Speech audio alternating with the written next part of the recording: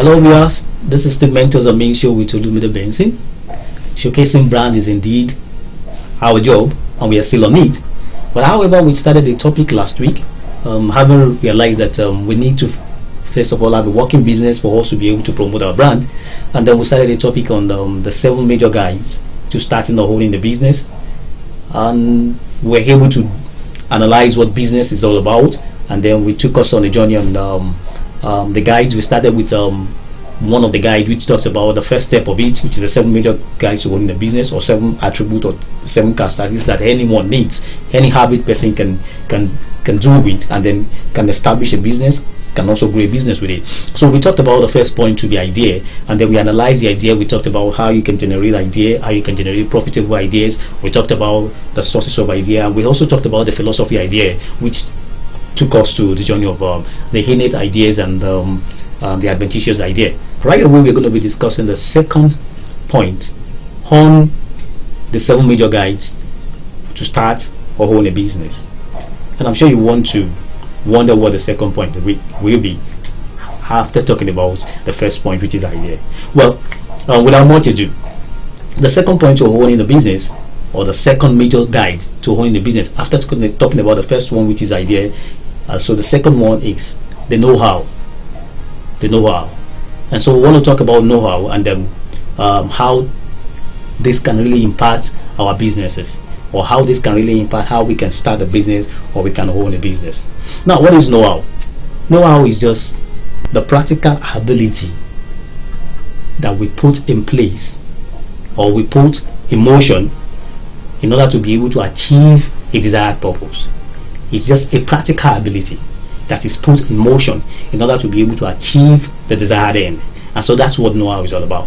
However, when you talk about the practical ability that is being put in place, then how do we even get this practical ability, and then before we even talk about putting it in place? So I think that's one thing we need to understand. So which will take us to the journey of, okay, what is know-how? We've talked about know-how, and we've said know-how is just about the practical ability. We need to underline the word practical. Is indeed that we understand that it has to be a practical ability that is put in motion in order to achieve the desired end.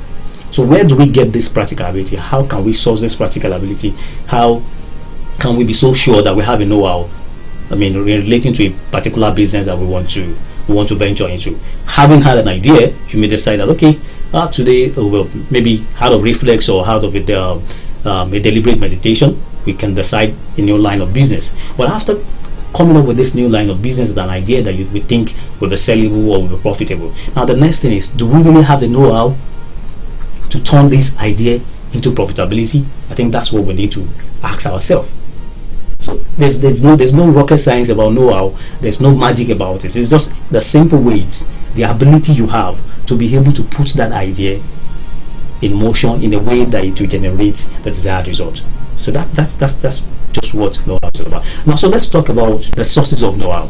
How do we get this know-how that we need for this particular venture that we want to get into? So firstly, we'll talk about the first source of know-how, or the first avenue to be able to get the practical ability. Because we're talking about ability here. Well, even though we believe, just like I talked about the innate ideas, that there are some certain things that is inherent in us, there are some certain things that we are born with. Even though we have those things inherent in us, that's why the adventitious will stay coming. It means that we still need to put them into practice. We have to put them into pragmatic approach for we to be able to testify, or for we to be able to examine, or for we to be able to evaluate that, okay, what I really have that is inherent in me can really give me the desired result. And that's where the know-how comes in. So we're going to be talking about the sources that will allow us to be able to know that, okay, we have the right know-how to be able to venture into this particular issue. And we're going to be talking about the first one. There are just 3 basic sources through which we can actually have the know-how of a particular venture that we think we really want to go into. So the first one, which is the oldest source of know-how, it has been in existence since 15th century, and that has always been the first approach that man has actually put into the ability to go into a particular endeavor. Man believed that if you want to go into a particular endeavor, possibly there must be somebody or somewhere that must have done that thing before, and so you must have a way of trying to tap from the knowledge of that person.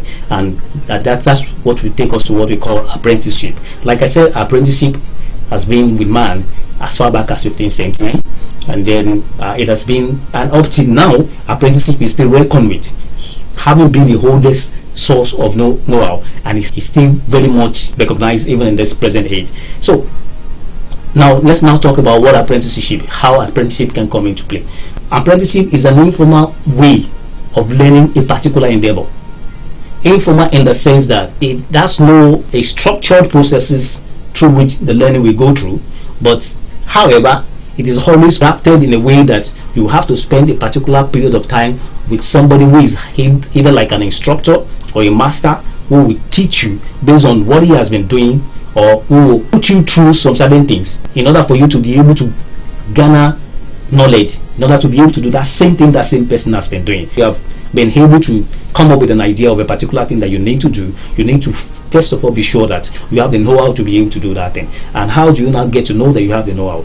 How do you go out to search for the know-how if you don't even have it? If you don't have it, having an idea, and that idea doesn't seem to be in a place of competence, so you need to get the know-how to be able to do that. Now, looking for an avenue to get the know-how is now what we're talking about, which we say one of the sources of getting the know-how, which is the oldest source that has been with man as far back as 15th century, is apprenticeship.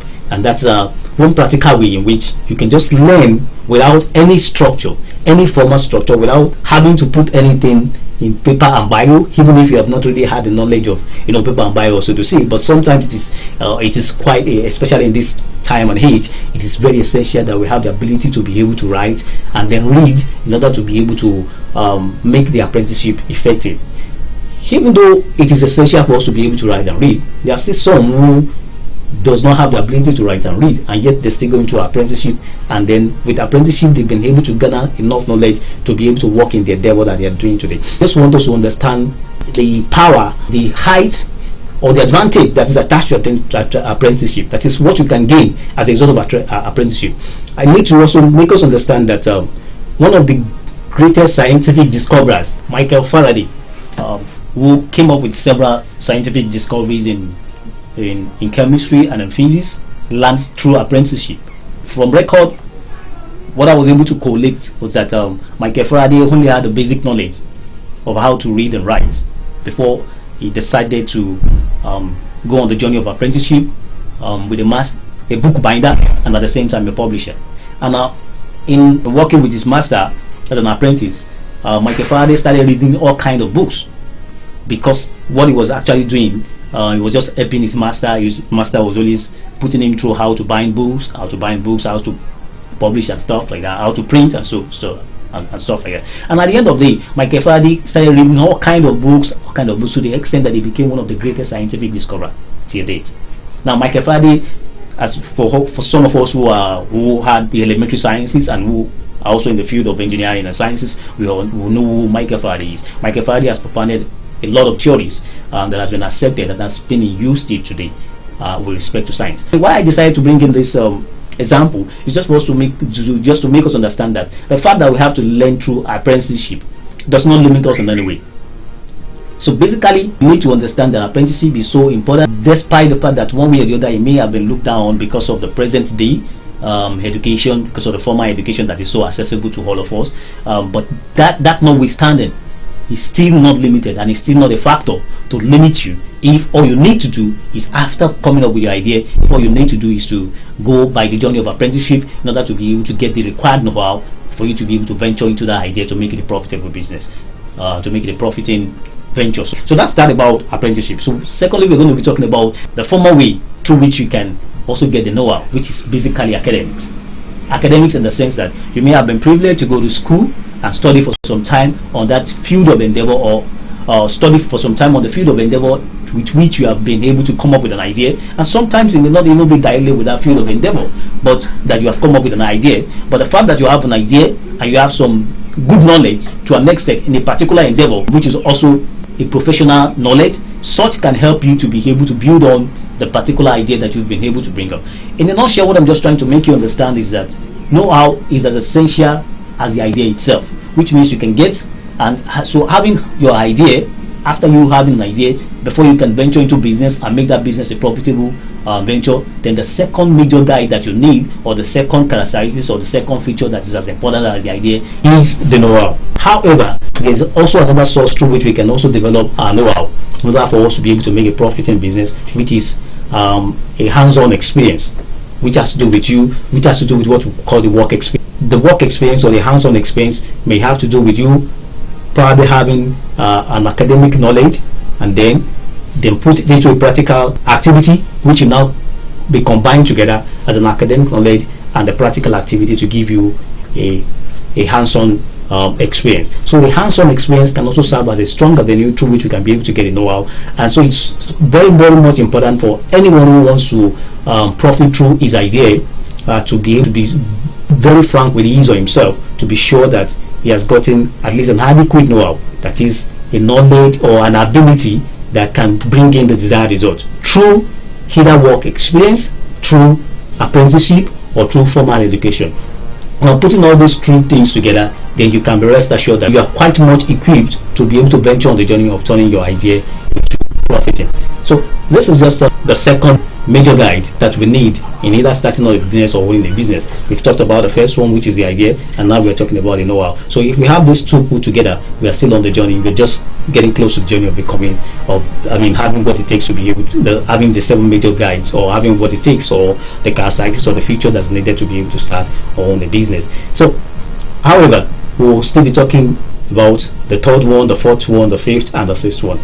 So we just appreciate how you just need to do right away. You just look down below the screen and you see a red button, and we'll appreciate that you just subscribe. Click on that red button to subscribe. Then you can have the opportunity to get a first-hand information on the third guide that you need, as we'll be doing that in our next video. So all you just need to do, if you still need to make some comments and if you need to communicate with us, just follow our social media handles. You can connect with us on mentorsminttv on Twitter. You can connect with us on mentorsminttv on Facebook. You can also connect with us on mentorsminttv on Instagram, and you can also do this on LinkedIn. So we'd love to hear from you. So keep the fire burning and watch out for our next view on the 7 major guides to starting or owning a business. Cheers, or owning a business.